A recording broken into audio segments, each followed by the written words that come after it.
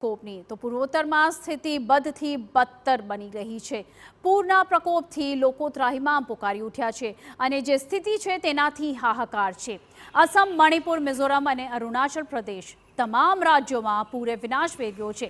આશરે 7 લાખથી વધુ લોકો આ પૂરથી પીડિત છે।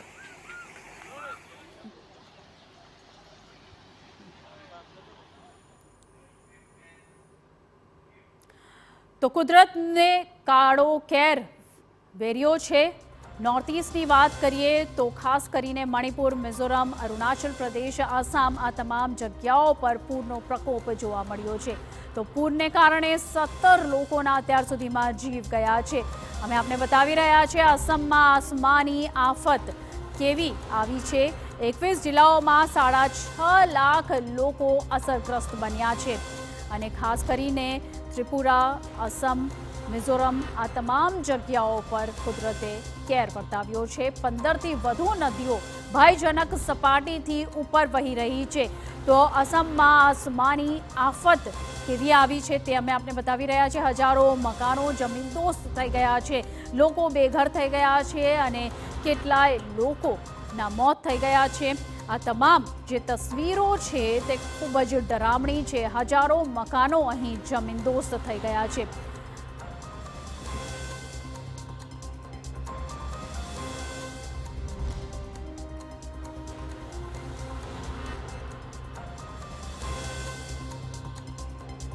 તો આપને જણાવી દઈએ કે અલગ અલગ વિસ્તારોમાં પૂર્વોત્તરના અલગ અલગ વિસ્તારોની આ તસવીરો અમે આપને બતાવી રહ્યા છીએ, જ્યાં પૂરના પ્રકોપને કારણે લોકોને હાલાકીનો સામનો કરવો પડી રહ્યો છે। લોકોનું જનજીવન અસ્તવ્યસ્ત થઈ ગયું છે। પૂર્વોત્તરમાં પૂરને કારણે સ્થિતિ દિવસે ને દિવસે બગડી રહી છે। ચારે બાજુ તારાજીના દ્રશ્યો જોવા મળી રહ્યા છે અને નદીઓના ઘોડાપૂરને કારણે અસમમાં શ્રીભૂમિના હાલ બેહાલ થઈ ગયા છે। જ્યાં લોકો રહેતા હતા ત્યાં નદીઓના વહેણ થઈ ગયા છે। ન જમીન દેખાય છે, ન રસ્તા, ન ખેતરો કે ન મકાન। જ્યાં પણ નજર જાય છે ત્યાં માત્ર પાણી જ પાણી દેખાઈ રહ્યું છે। અસમની બ્રહ્મપુત્ર અને બરાક સહિત 15થી વધુ નાની મોટી નદીઓ ભયજનક સપાટીથી ઉપર વહી રહી છે। અસમના 21 જિલ્લા પૂરની ઝપેટમાં છે અને 6.32 લાખથી વધુ લોકો પૂરથી પ્રભાવિત થયા છે। સતત વરસાદ, પૂર અને ભૂસ્ખલનને પગલે હજારો મકાનો જમીનદોસ્ત થઈ ચૂક્યા છે અને અનેક પરિવારોને રાહત શિબિરોમાં ખસેડવામાં આવ્યા છે। અસમના નાગામમાં સ્થિતિ ખૂબ જ વધારે ગંભીર બની છે। કામપુર વિસ્તારમાં અનેક ગામો જ આખા જળમગ્ન થઈ ગયા છે। અસમમાં અત્યાર સુધી પૂરને કારણે મૃત્યુ પામનારાઓની સંખ્યા 17 પર પહોંચી ગઈ છે અને 6 લાખથી વધુ લોકો પૂરને કારણે પીડિત છે।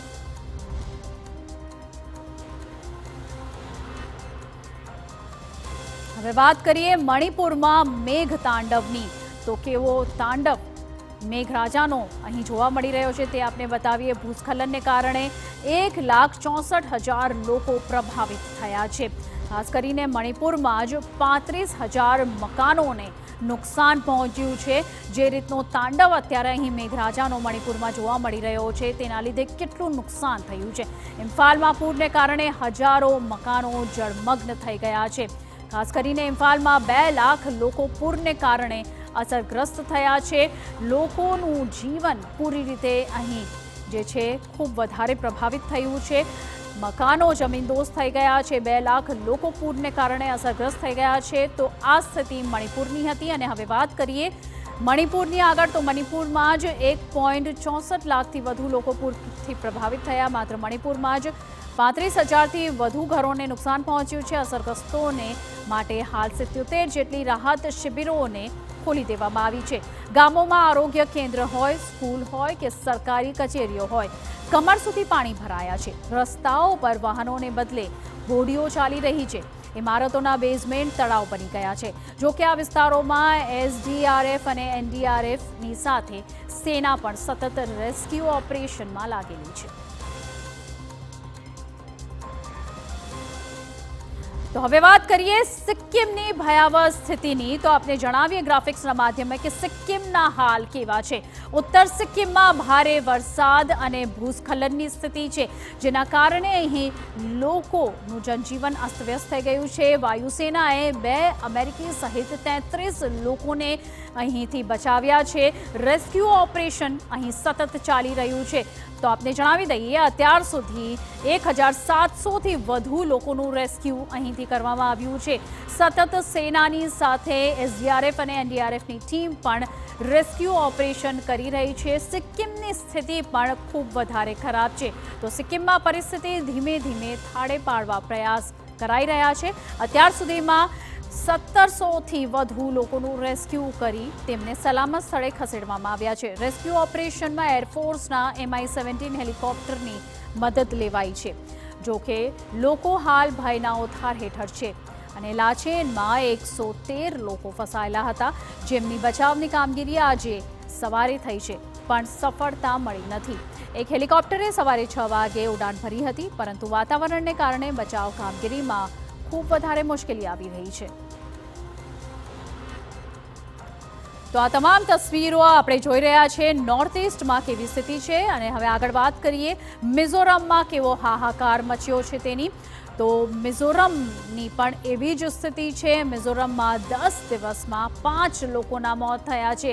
વારંવાર આ આંક જે છે તે વધી રહ્યો છે અને પૂરને કારણે 10 જિલ્લાઓ પ્રભાવિત થયા છે।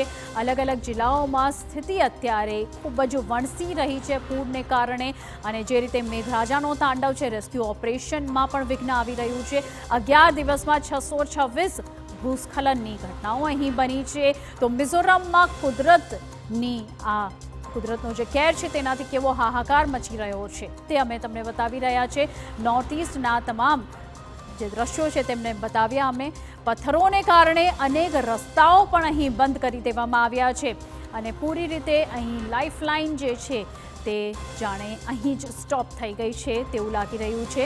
અને આપણે વાત કરીએ વિસ્તારે તો આ તરફ મિઝોરમમાં પણ 10 દિવસમાં 5 લોકોએ તેમનો જીવ ગુમાવ્યો છે। પૂરમાં મિઝોરમના 10 જેટલા જિલ્લા પ્રભાવિત થયા છે।